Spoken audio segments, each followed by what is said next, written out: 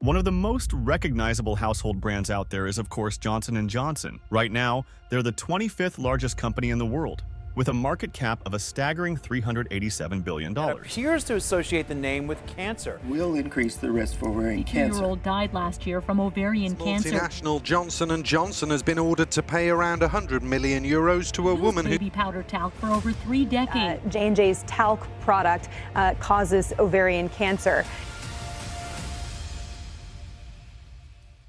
Johnson & Johnson isn't just your average business. They're actually running 3 big operations: pharmaceuticals, medical devices, and consumer products. If you've ever slapped on a bandage, rinsed your mouth with mouthwash, slapped on some lotion, or popped a painkiller for a nasty headache, there's a good chance J&J had a hand in it. But seriously, how did they get here? Johnson & Johnson has been kicking around for over 130 years. It all started way back in 1886 when Robert Wood Johnson, a pharmacist, teamed up with his brothers James and Edward. The team had just 14 people on the payroll at the time, but that didn't slow them down. By the very next year, they were the first company to mass-produce sterile surgical supplies.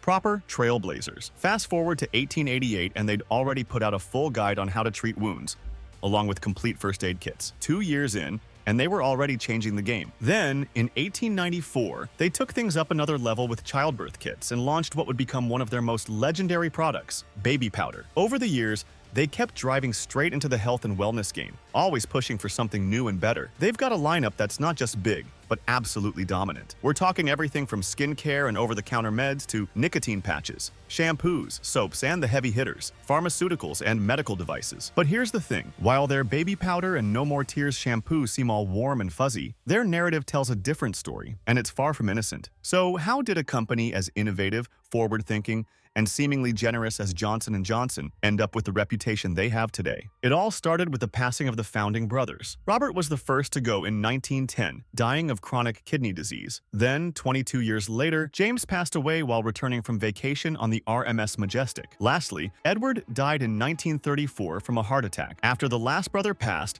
the company went public in 1944, and that's when things started to change. But it wasn't an overnight transformation into a corporate villain. The company was initially still led by the brothers' children, who held onto many of the same values. One prime example of this was during the infamous Chicago Tylenol murders in 1982. After 7 people died from taking cyanide-laced Tylenol capsules in the Chicago area, J&J didn't waste time. They immediately recalled all 31 million bottles of Tylenol from store shelves. They also introduced tamper-proof packaging to prevent something like this from happening again. This quick, decisive action was hailed as the gold standard for crisis management at the time. But as the years went on, J&J started to drift from that high bar. Small infractions started to pop up, and that moral freefall gradually gained momentum, eventually leading to the company's more controversial behavior in recent years. It's like the farther they moved away from their founders' values, the more the focus shifted toward profits over people. One of the biggest scandals that's hit Johnson & Johnson is the baby powder lawsuit, and it's a doozy. Turns out the talc in their iconic baby powder has been accused of being contaminated with asbestos. Now, if you're wondering how that happens, it's because talc and asbestos often hang out in the same mines. So, it's kind of like cross-contamination by nature. But you'd think J&J would have some hardcore procedures in place to make sure asbestos didn't make its way into the final product, right? Well, J&J swears that they do, but that hasn't stopped around 40,000 cancer patients from suing them, saying the talc caused their illnesses. Evidence surfaced showing that J&J found asbestos in their talc as far back as 1972. Instead of sounding the alarm, they allegedly kept it quiet and didn't even notify the FDA. Then there's Project Plato. This was J&J's secret plan to dodge responsibility for the lawsuits. The scheme was to create a new subsidiary, shove all the lawsuits onto this new company, then have that company declare bankruptcy. Boom! Cases get pushed to bankruptcy court, payouts get slashed. It's like they pulled a corporate magic trick to make their problems disappear. There's even talk that they tried to block Reuters from reporting on this whole plan. But the baby powder drama isn't their only scandal. J&J's also been deep in the opioid mess for years now. Opioids are super effective for pain relief, but they're also incredibly addictive, and overdoses have become a massive crisis. You'd think pharmaceutical companies would be careful about handing these out, but they were doing the opposite. Between 2006 and 2015, opioid manufacturers, including J&J, spent almost $900 million lobbying to keep the drugs flowing. Eventually, the truth came out, and in early 2023, J&J and other pharma giants giants settled for $26 billion. But let's be real, the damage is done. Since 1999, a staggering 760,000 people have died from drug overdoses, and in 2018, 2/3 of those involved opioids. After all that, it's hard to imagine J&J ever truly cleaning up their act or reputation.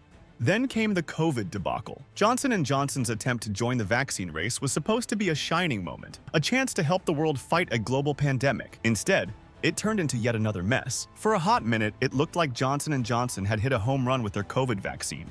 But here's where things took a bit of a nosedive for the Johnson & Johnson COVID vaccine. When it first came out, people were hyped because it only required 1 dose. But then, the data showed it wasn't quite stacking up to the competition. It had 66% efficacy at preventing symptomatic COVID, while Moderna and the Pfizer-BioNTech duo were hitting it out of the park with around 95%. The big difference? Moderna and Pfizer used this new mRNA technology that teaches your body to recognize the virus, while J&J went with an older approach, using a modified virus called adenovirus.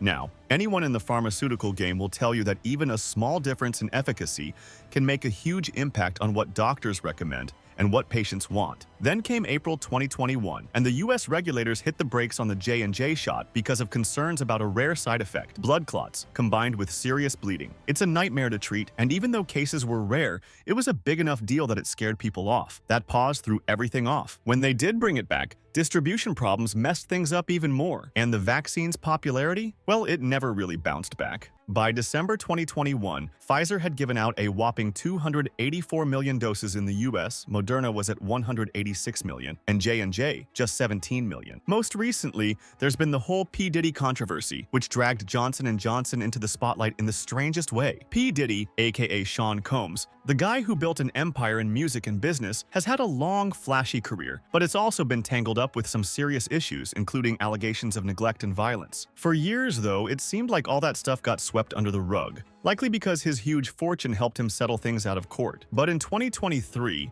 things took a hard turn when Diddy was finally hit with serious charges: sex trafficking by force, racketeering, conspiracy, and transporting people for prostitution. But what's blowing people's minds even more is the bizarre stuff revealed during the raid on his properties. Not only is he facing criminal charges, but he's also apparently leading a seriously weird life. During one of the raids, investigators found over 1,000 bottles of baby oil and lube. 1,000! And you guessed it, those thousands of bottles of baby oil? They come from none other than Johnson & Johnson. It turns out Diddy's personal life was just plain creepy. The internet, of course, has had a field day with this. Memes are flying left and right, and the whole baby oil freak party thing has pretty much taken over the conversation, overshadowing the actual criminal charges. Costco found itself in the middle of some unexpected drama when P. Diddy's baby oil stash hit the headlines. Costco had to set the record straight after Diddy's lawyer, Mark Agnifilo, hinted that the rapper might have bought his massive stash of baby oil, over 1,000 bottles, from their stores. Agnifilo, when asked why Diddy had so much baby oil and personal lubricant, joked that the music mogul buys in bulk because he has a big house, and suggested Costco might be where he stocks up. Well, Costco wasn't having it. A spokesperson told the TMZ that none of their US locations sell baby oil, so there's no way Diddy was stocking up from their stores. TMZ even confirmed it.